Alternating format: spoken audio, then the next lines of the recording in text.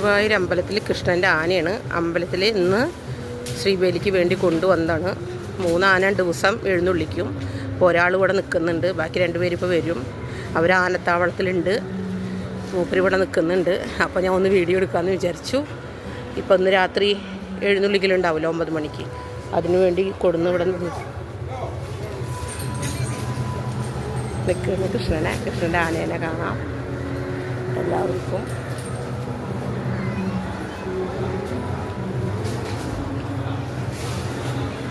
ഒരു ഭംഗിയെ കാണാൻ പറയും, കുളിപ്പിച്ചിട്ട് കൊടു നിർത്തിയിട്ടുള്ളത് കാണാനൊരു അഴക് തന്നെയാണ്.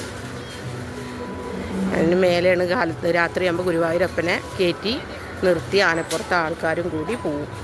ദിവസം 3 ആന വരും, 3 ആന എഴുന്നള്ളിക്കും ഗുരുവായൂർ അമ്പലത്തിൽ. ഇത് ഗുരുവായൂർ അമ്പലപ്രദേശമാണ്, സ്ഥലമാണ് ഇത്. ഗുരുവായൂർ അമ്പലത്തിൻ്റെ പടിഞ്ഞാറേ നടയിലാണ് ആനനെ കെട്ടി നിർത്തിയിട്ടുള്ളത്. ഇവിടുന്ന് ആനേനെ ഇപ്പോൾ ഉള്ളിലേക്ക് പടിഞ്ഞാറേ നടയിൽ കൂടിയാണ് ഉള്ളിലേക്ക് കൊണ്ടുപോവുക. ഇത് പടിഞ്ഞാറ് നടയാണ്, എല്ലാവർക്കും കാണാൻ പറ്റാത്തവർക്ക് കാണാം.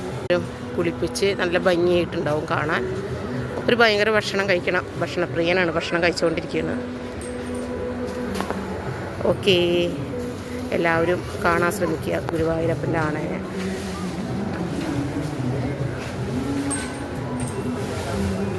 ഒരു ആന ചന്തം തന്നെയാണ്.